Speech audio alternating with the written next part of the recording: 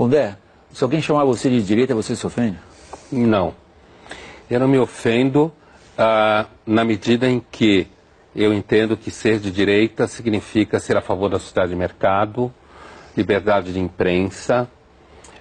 Entendo que o modelo de sociedade de mercado foi o único que reduziu a miséria num certo sentido no mundo. Conheço história, então eu entendo que a esquerda, na realidade, onde se instalou, como dizia Margaret Thatcher, grama que a esquerda pisou não cresce nunca mais. Agora, acho importante o que vocês conversavam há pouco, porque assim, essa coisa de ser de esquerda é legal, principalmente jantares inteligentes, onde todo mundo é super cabecinha, e ser de direita é ruim. Acho que no Brasil tem uma coisa, além do que dizia o Bolívar, que eu concordo, com essa imagem geral, existe uma coisa específica. A esquerda no Brasil, e o que eu quero dizer por esquerda aqui, um certo setor de agentes da mídia, da imprensa, grande parte da vida acadêmica, certo? Essa é a elite pensante. Então, partidos políticos de um espectro, digamos, do PT para a esquerda, tá? PSOL, PSTU e outros quadros assim. A esquerda conseguiu construir no Brasil uma coisa muito interessante a partir da ditadura, que é o seguinte. Primeiro, colar na ditadura a imagem de que a ditadura era uma ditadura a favor da sociedade de mercado, a favor da liberdade de imprensa. E com isso, portanto, se você é identificado como direita no Brasil, acham que você é a favor da tortura, que você estava matando gente inocente. Outra coisa que a esquerda conseguiu, através de uma operação de marketing maravilhosa, é vender a imagem que aqueles indivíduos da esquerda que foram para a guerrilha, para a luta armada e que sofreram, inclusive, por isso enquanto indivíduos, certo? Claro. Eles conseguiram colar a ideia de que eles lutavam pela liberdade. Essa é a grande mentira da esquerda brasileira, que a Comissão da Verdade deveria trazer isso à tona. E eles não lutavam. Me leva digamos, a um esforço quase de puxar de novo a análise que vocês fazem do plano mais abrangente, que o que vocês acabaram de fazer foi na definição conceitual, de acordo com a teoria política clássica, do que seriam propostas de esquerda e de direita. Eu estou fazendo esse papel chato de puxar vocês para a realidade brasileira. Por que essa discussão conceitual não ocorre no Brasil? Ou se ocorre pela hipocrisia, pelo monopólio da virtude, a expressão que você usou, ou, como você disse na sua primeira intervenção, Pondé, porque um grupo foi capaz de impor uma visão dos fatos históricos. E eu acho que no Brasil, assim, voltando ao que eu estava dizendo e avançando a partir do que o Reinaldo dizia, assim, no Brasil houve uma espécie de marketing gramsciano em que os atores intelectuais, seja da mídia, da imprensa, da academia, conseguiram colar em si mesmos a imagem de que eles são do bem quando são de esquerda. Está tudo dominado. Assim, eu que atuo na academia, que sou professor há muitos anos, tanto na pós quanto na graduação, para mim é muito claro que existe uma oposição entre esquerda e direita. Só cuidado com a sua mão, que você está o microfone, o pessoal em casa não vai conseguir entender então, o que você diz. Para mim que estou na universidade, é muito claro que existe uma oposição entre esquerda e direita. Não conceitualmente bem elaborada. Mas a realidade nunca é conceitualmente bem elaborada, né? Essa realidade banal do dia a dia. E essa oposição aparece, por exemplo, em que você tem cerceamento, você tem agressão, agressão intelectual, você tem uma coisa que, assim, você escreve uma coisa no jornal hoje, ou está dando uma aula, dependendo do público que está te ouvindo, você tem que tomar cuidado. Você tem que como dar prova de pureza ideológica. As coisas que o Reinaldo falava aqui, por exemplo, sou a favor do aborto, por exemplo. Você tem que dar prova de pureza ideológica. Olha, não me entendam mal, hein, eu sou a favor do aborto. Exemplo que ele estava dando. Não me entendam mal, eu sou a favor da justiça social. Eu entendo que uma das melhores formas de justiça social é você ter um mercado ativo que produz emprego, certo? E que se eu estou de saco cheio de você, que é meu patrão, eu arrumo emprego em outro lugar. Para mim isso é justiça social. E não o Estado taxar, se meter na economia o tempo inteiro. Então a minha impressão é de que existe, pelo menos na academia eu sinto, e tem outra coisa, William, essa questão do conceito, a dificuldade do debate conceitual, eu também tenho uma visão muito clara que é a seguinte, há uma espécie assim de, é inviável, é quase inviável o acesso à bibliografia. Os alunos da universidade praticamente só leem Marx Rousseau, Foucault e Bourdieu. Acabou! Os professores não dão acesso aos alunos lerem outra biografia. Então você tem uma espécie de contenção e de censura. Não, eu só ia acrescentar o seguinte, que assim, eu acho que há uma... quando o Bolívar falava o verdadeiro socialismo, ou teoricamente definido, o partido faria isso e na prática o PT faz outra coisa, eu tenho sempre a impressão, e as pessoas que se identificam com a esquerda normalmente oferecem esse tipo de argumento, que é, olha, se o socialismo fosse verdadeiro, então a União Soviética não foi socialista, por exemplo. Nem a Coreia do Norte. Né? Então, para mim, eu vou fazer uma analogia com o cristianismo, como religião, mas podia fazer com qualquer uma, e considero o cristianismo infinitamente superior ao socialismo, como teoria, como prática, tá? Apesar de não ser cristão e nem acreditar em nada disso, mas assim, é o mesmo argumento. Quando alguém diz assim, não, o cristianismo, ele era pleno. A Igreja Católica perverteu, o protestantismo perverteu.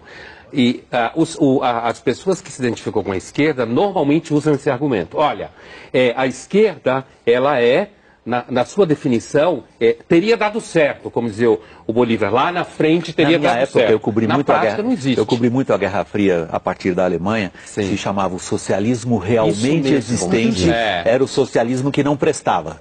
O socialismo em si, o que um dia, lá no raio que parta, como você falou, lá no raio que parta, um dia vai ter o socialismo, esse vai ser bom. O socialismo realmente existente não presta. É por isso que eu acho que a definição que me parece um pouco mais concreta no cotidiano da esquerda hoje, ou das pessoas que se acham de esquerda, migrou de uma discussão política enquanto tal para um marketing moral.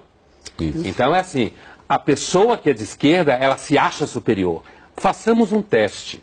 Pega um amigo teu ou quem você conhece, que é uma pessoa que se identifica com a esquerda, e faça uma acusação razoavelmente fundamentada que ela é autoritária. Ela vai parar de funcionar que nem um computador com vírus. Ela entra numa crise. Como? Eu? Reacionário? Não, não pode ser. Eu sou a favor das liberdades. Porque, para mim, essa é a definição contemporânea mais atual de alguém que se acha de esquerda. Ele se acha moralmente superior. Eu acho, ao contrário, assim, do que normalmente a gente pensa, que o PT continua sendo ideologicamente consistente. No sentido de que, na medida que você passa a prática, por exemplo, quando os réus do mensalão se chamam de presos políticos, por exemplo, há uma lógica nisso. Você pode... Todo partido comunista ou socialista, né? Às vezes eu volto a falar o nome comunismo, porque eu acho que tem que dar nome aos bois. Todo partido comunista ou socialista que se instalou no poder, de fato, foi corrupto. Que teve o poder pleno da sociedade, o processo de corrupção é normal. Normal no sentido de que, porque há casos de corrupção, isso não significa que o partido não esteja ideologicamente orientado. Porque dentro da orientação ideológica está justificado ter casos de corrupção, não estou dizendo que todo mundo é corrupto, mas é justificado o caso de corrupção se servir a causa. Então, quando alguém diz uma situação como essa, que ele está sendo, ele é preso político, dentro da lógica dele, ele continua servindo a causa. É uma corrupção ideologicamente orientada. Muitos os cientistas políticos dizem quando leem a Constituição de 88. Cuidado, há um consenso nessa sociedade que praticamente, vai a provocação a você, Pondé, exclui a possibilidade de um agrupamento político grande defender ideias de direito? Olha, inclusive do ponto de vista do crescimento de um certo pensamento de esquerda na magistratura, eu não tenho nenhuma dúvida.